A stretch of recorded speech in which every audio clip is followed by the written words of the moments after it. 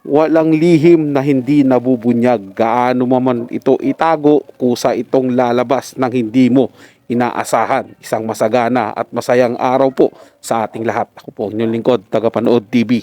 Welcome back po dito sa ating YouTube channel at Facebook page. Ngayong araw po, ang ating gagawa ng reaction video ay galing po sa channel ni Showbiz Philippines.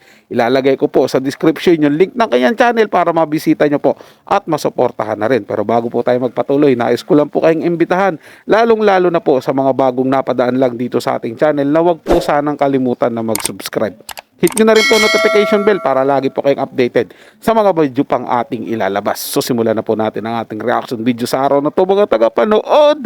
Let's do this! Direk Cathy Garcia Molina. In-unfollow si Daniel Padilla sa kanyang Instagram account sa gitna ng breakup ng rumors ng Katniel. Mas lalo patuloy tumindi ang di umano'y kontrobersiya na ito. Alamin natin ang buong istorya. Pinag-uusapan ngayon ng mga netizens ang pag-unfollow ni Direk Cathy kay Daniel Padilla sa kanyang Instagram account. Binusisi ng Showbiz Philippines team ang Instagram accounts ni Direk Cathy at Daniel Padilla. Makikita dito na naka-unfollow nga talaga si Direk Cathy kay Daniel. Ngunit si Daniel ay naka-follow pa rin kay Direk. Naging significant kasi ang role ni Direk Cathy sa success ng Katniel Love Team under ng Star Cinema. Mas lalo na sa career ni Kathryn Bernardo. Kaya yung pag-unfollow ni Direk Cathy kay Daniel ay nakadagdag sa speculations ng breakup rumors ng Katniel. Nagsimula yung breakup rumors ni Kathryn at Daniel noong ibinalita ito ni OG Diaz sa kanyang YouTube channel. According kay OG Diaz, nag-break na nga daw sina Kathryn at Daniel. Dagdag pa niya na ang dahilan ay nagkikita di umano ng palihim sina Daniel Padilla at Andrea Brillantes. Para kontrahin ang mga lumalabas na issue tungkol sa Katniel, naging viral naman ang video na ito kung saan makikitang nagsasayaw sina Kathryn at Daniel. Ngunit ayon kay Christopher Min, kaduda-duda daw ang naging behavior ni Daniel kay Kathryn dahil parang walang affection galing kay Daniel. At tila hindi niya hinahawakan si Kathryn doon sa dance video na iyon. Binanggit din ni Christopher Min na meron daw namamagitan sa gitna ni Daniel Padilla at Andrea Brillantes. Sang-ayon ito sa mga sinabi ni OG Diaz. Supposedly, nag-cheat daw si Daniel kay Kathryn dahil pumupunta pa daw si Daniel sa kondo ni Andrea para makipag-inuman. Minsan, nag-o-overnight pa. Sumasang-ayon daw ito sa alleged infidelity ni Andrea Brillantes sa ex-boyfriend niya na si Richie Rivero. Isa pa sa nagpalala ng rumors na ito ay ang pag-unfollow ni Kathryn Bernardo at Andrea Brillantes sa isa't isa sa kani-kanilang Instagram accounts. Maski si Miles Ocampo na best friend ni Kathryn ay in-unfollow na rin si Andrea. At sa lahat at gitna ng kontrobersiya na ito, lumalabas ang isang open letter galing sa mga netizens na nakatag si Kathryn Bernardo. Galing sa Twitter user na si Free Catherine B, nilalaman ng open letter ay ang alleged deceptions ni Daniel Padilla, ang mga infidelity ni Andrea at ang namamagitan sa kanilang dalawa. Deactivated na ang account ng Twitter user na ito. Wala pang official confirmation galing sa mga involved parties, sina Daniel, Kathryn at Andrea, tungkol sa namumuong kontrobersiya na ito. Parang uso po ata ang hiwalayan ngayon sa showbiz, mga tagapanood, no? Parang ang dami pong naghihiwalay ngayon sa panahon ngayon. Grabe naman po yan, mga tagapanood. Hindi po ba talaga sila nakukontento sa mga partner nila? Kailangan po talagang humanap ba ng iba?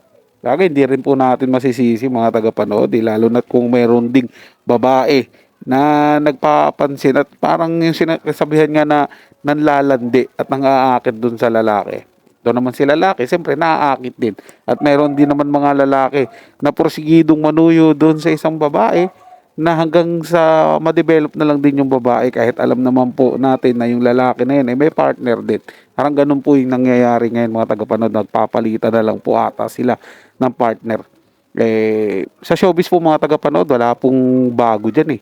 marami na po, kahit mga nauna po sa kanila, marami po mga relasyonan. Kahit nga hindi na sa showbiz po, mga tagapanood, ganun din eh. Pero nakakapanghinayang po kapag naghiwalay si Katniel at yung Katniel, maghiwalay po, Katniel, dalawa na po yun, no? Si Catherine Bernardo at si Daniel Padilla. Nakakalungkot po na makitang maghiwalay sila kasi ang tagal na po nilang nagsama mula pa nung mga bata pa po sila, naging teenager at ngayon nasa hustong gulang na bigla pong maghihiwalay. Iba po masisira lang po yung kanilang samahan. Or baka rin naman po mga tagapanood, hindi po totoo na hiwalay sila. Medyo meron lang pong tampuhan. At si Daniel po nakahanap ng kaibigan na masasandalan, makakakwentuhan sa pamagitan po ni Andrea Brillantes. Kaya lang po, parang ang pangit naman po tingin nun kung totoo po yung mga tagapanood na sinasabi na nag-overnight si Daniel Padilla sa kondo ni Andrea Brillantes. At ito naman si Andrea Brillantes, sana naman po, hindi naman po ganun. Dapat pinagbabawalan niya si Daniel. Huwag dito kasi meron kang Katniel. Di ba ganun po? Unang-una, magkakilala sila ni Catherine Bernardo. Di po ba? Parehas silang nasa showbiz, madali po silang mapag-uusapan, madali po silang machichismis kung gagawa po sila ng ganun. Di po katuwiran yung mga tagapanood na wala naman kaming ginagawang masama. Yun na nga po masaklap eh. Wala kayong ginagawang masama sa mata ninyo. Pero sa mata ng mga libo-libo o milyon-milyong ninyong tagahanga, meron yan. Meron malilikot ang himanasyon. Biruin nyo, dalawa lang kayo kung sakasakali o kaya sabihin marami kayo sa isang kondo, hindi pa rin maaalis sa isipan ng tao, di ba? Na may karelasyon si Daniel Padilla. Tapos ikaw, si Andrea Brillantes, kagagaling lang sa hiwalayan. Tapos makikita nila makasama si Daniel Padilla doon sa kondo niya. Tapos nag-overnight po. Siyempre, yung ibang tao po, napalalakihin po yung issue na yun. Alam niyo naman po sa social media ngayon, di ba po? Ang dami pong nagpapalaki ng issue. Baka sakali rin naman po na hindi rin naman po totoo na hiwalay sila yung Katniel. Di ba mga tagapanood? Kaya lang mapag-iisip ka talaga kung bakit nag-unfollow po, 'di ba? Nagkaroon ng unfollow sa kanilang mga social media account. Pero ang tingin ko po dito mga tagapanood, no, kung bakit nag-unfollow si Derek Cathy Molina. Siguro po mga tagapanood, meron pong pinagdadaanan ang Katniel ngayon. May tampuhan po na nangyayari. At para maipakita po kay Derek Cathy, para po mapakita ni Derek Cathy na may pagkakamali po si Daniel Padilla at kailangan niya po itong ituwid at kailangan niyang suyuin si Catherine, inunfollow niya po si Daniel. Di ba po? Para po maramdaman, yun po yung pitik Diba? Yun po yung call out niya para po mapansin ni Daniel Padilla kung sakasakali pong nagkaroon man siya ng kamalian. Pero tingin ko po, maaayos yan mga tagapanood at hindi po ako maniniwala na tuluyan niya sila maghihiwalay. Tingin ko po nakatadhana po sila sa isa't isa Pero kung talagang maghihiwalay po sila mga tagapanood, wala po tayong magagawa doon. Ang tangi na lang po nating magagawa, isama po sila sa ating panalangin na wag pong tuluyan masira yung kanilang relasyon. So yun lang po mga tagapanood, naway nagustuhan nyo po yung paksang ating tinalakay sa araw na to. At kung kayo bago lang po na napadaan dito sa ating channel, huwag nyo po sanang kalimutan na mag-subscribe. Hit nyo na rin po notification bell para lagi po kayo updated sa mga bago pang video na ating ilalabas. Share, like, and comment din po kayo mga tagapanood, atin yung babasahin at pupusuan. So hanggang sa muli po, ito yung Tagapanood TV. Komento at opinion lamang, wala pong personalan. Paalam po at mabuhay po kayong lahat.